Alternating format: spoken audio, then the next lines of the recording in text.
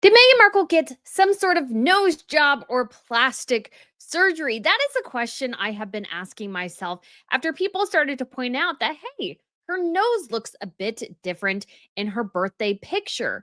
I'm talking nose jobs, secret parties, and wait for it, the possibility that the Duchess of Sussex herself, Meghan Markle, might have been running the kind of nightlife operation that would make Wolf of Wall Street blush. Oh yeah, this isn't just, oops, my stylist made a mistake gossip. This is royal-adjacent scandal territory. Now, I know what you're thinking. Meghan Markle? The humanitarian, the Instagram quote queen, the Duchess with a vision board for every occasion? Yep. But apparently, behind the carefully polished Instagram filters and palace-approved photo ops, there is a much darker backstory. So here's where it gets wild. Back in Toronto, long before Prince Harry ever became her forever plus one, Meghan was a regular at Soho House. You know, that Soho House, the place where champagne glasses clink, Hollywood egos collide, and apparently where the party favors aren't just shrimp cocktails. Oh no, we're talking the real deal. Lines on the table, whispers in the bathroom, and according to people who were there, Meghan wasn't just along for the ride, she was the plug, the supplier. The one making sure everyone had exactly what they wanted and exactly how much of it. Huh. What is happening here? And to sort of tickle my fancy, I was like, okay, let's put the noses side by side because I do have a app where I create my thumbnails that allows me to put images side by side, which I have noticed somebody already stole and posted somewhere else. Jaw drop moment. Princess Eugenie's name was dropped into that mix. Was she involved? Who knows? But her being anywhere near that scene? Scandal with a capital S. Word is, something went sideways. Maybe a bust. Maybe just a close call. Either way, it got buried. Fast. No reports, no headlines, nothing. It's like someone hit the palace panic button and erased the whole thing before it ever saw daylight. Because let's be real, Harry, fresh off his party prince rehab tour, couldn't afford headlines about blow and royal cousins in backrooms. The palace had to clean it up like it never existed. And then there's the nose. Meghan's nose has had more plot twists than a daytime soap opera. She once credited her dad for giving her that sharper, Caucasian-passing look. But older photos? Whole different story. Softer, rounder, more like her mom's. Fast forward through the years, suddenly the nose is sharp, the nostrils redrawn, the bridge brand new. Plastic surgeons whisper multiple rhinoplasties. But here's the darker theory. Too much cocaine. You know what happens when that stuff becomes a habit. It eats cartilage. Suddenly, those nose jobs aren't about vanity. They're about patch jobs, covering up the collapse. And if you line up the photos, 2015 Meghan, 2018 Meghan, 2023 Meghan, it's like 3 different women. Every few years, a brand new face to match the brand new life. And this isn't just reinvention, honey. This is erasure mode. Toronto friends, gone. College besties, replaced. Family ties, cut clean.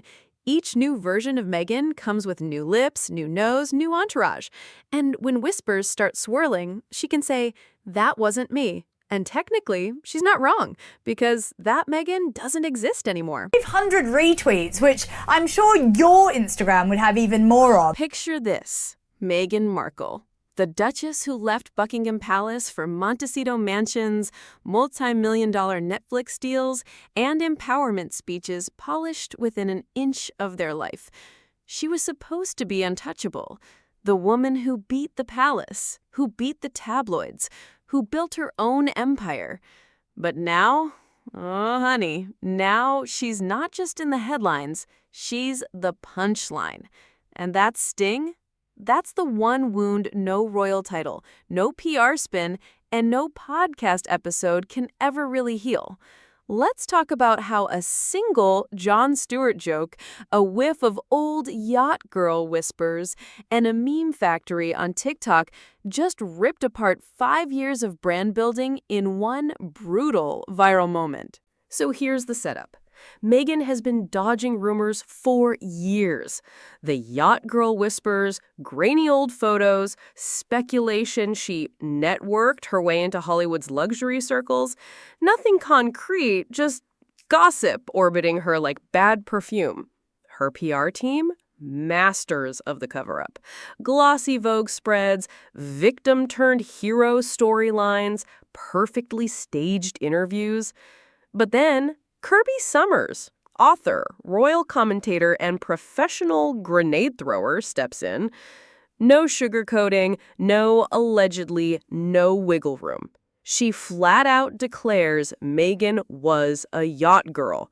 Like, imagine someone strutting into the royal salon, grabbing the chandelier, and just ripping it down in front of everyone. That was Summers. And Meghan's people? Absolute panic mode. Phones buzzing, emergency Zoom calls, maybe even Harry hiding under a throw blanket whispering, "Please don't drag me into this one." Because here's the truth. Rumors are bad, but rumors tied to Hollywood's dirty little open secret, that yacht life often blurred the line between networking and escort work, that's career kryptonite. But if Summers tossed the grenade, Jon Stewart pulled the pin and threw it straight into Meghan's Montecito wine cellar. Stewart, with his sly grin and razor-sharp delivery, takes the yacht girl chatter and spins it into a late-night bit. And when Jon Stewart makes you the punchline, it doesn't just sting, it calcifies. Tabloids can be denied. Gossip blogs can be dismissed. But comedy? Comedy becomes cultural memory. Within minutes, TikTok was ablaze. Editors sliced Meghan's empowerment speeches against yacht footage, split-screen edits titled "From Yachts to Palaces." Memes exploded. Meghan as Rose in Titanic, champagne in hand, pointing at luxury boats. Meghan in The Wolf of Wall Street, raising a glass. Someone even mocked up a Disney trailer, The Princess and the Yacht. It wasn't just a rumor anymore, it was a punchline, and worse, it was funny. And when people start laughing at you, it's game over. Think about Meghan's carefully choreographed identities. The scrappy actress on Suits, the royal outsider with backbone, the victim of palace cruelty, the global feminist icon. Each identity crafted like a Hollywood role. But once the yacht girl label enters the chat, every role looks like a costume. Every speech looks rehearsed. Every deal looks suspicious. Her latest lifestyle push? Wine, jam, the California Duchess brand? Critics say sales are flat. And when you slap Yacht Girl on top of that, suddenly even her Montecito business ventures look flimsy, like cover stories instead of success stories. And then there's Harry, the man who once blasted the press for attacking Meghan, sued tabloids, issued palace statements, now silent. And that silence is deafening. Insiders whisper he's squirming, terrified that defending Meghan too loudly would only spotlight the scandal. So instead, he hides behind photo ops while Meghan fumes, left to weather ridicule alone. Imagine the betrayal. The man who promised to protect her has gone mute, leaving her to fight TikTok editors and late-night comics on her own. Disney had finally gone live action again. But while we were all posting heart emojis, John Oliver, that smug genius of late-night TV, basically said, "Hold up, this is not a love story. This is a horror pilot episode waiting for renewal." And babes, he was right. Oliver warned us years ago that Meghan was marrying into, quote, "an emotionally stunted group of fundamentally flawed people doing a very silly pseudo-job."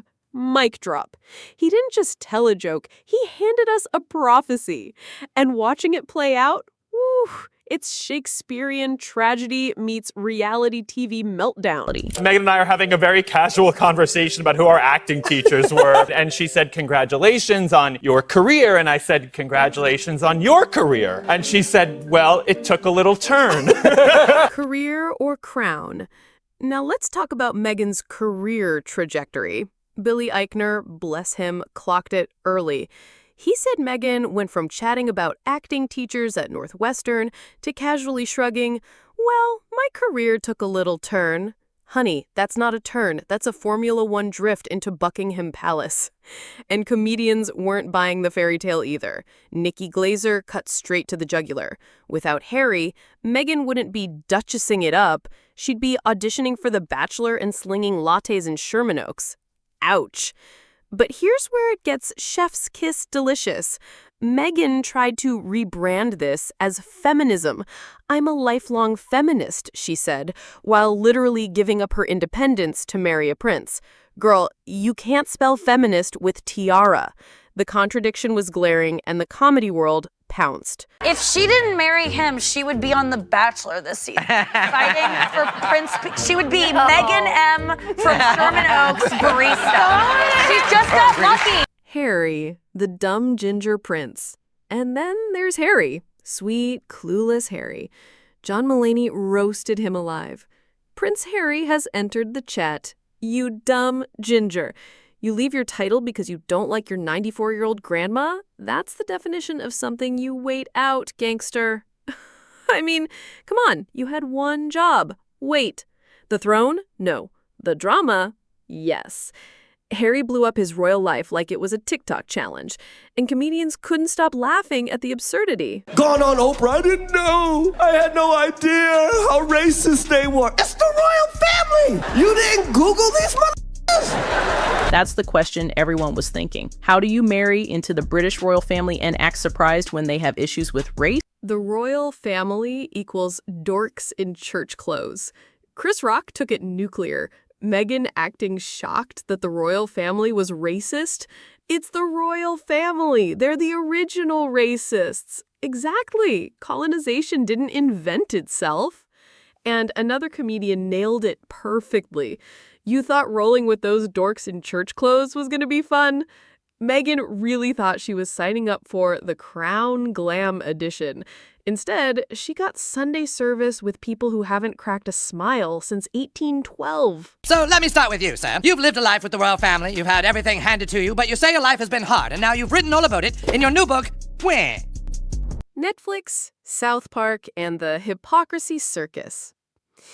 People thought they might finally sympathize with Meghan and Harry.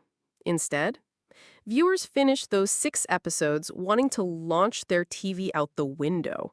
As one reviewer said, "Before I watched, I didn't like them. After hearing their side, I hate them." South Park had a field day, parodying their "we want privacy" routine while literally screaming it from rooftops and launching media deals. The contradictions were too juicy to ignore. We want to be normal, but also live next to Oprah. We hate attention, but also here's our book, podcast, docuseries, and fashion shoot. Even Bill Maher, professional contrarian, called them ridiculous. When Bill Maher, who defends anyone, is over your victim act, you've officially lost the culture war. The cringe couple energy. And don't even get me started on the nicknames. Harry and Meghan calling each other H&M? No, darling, that's not romance, that's retail.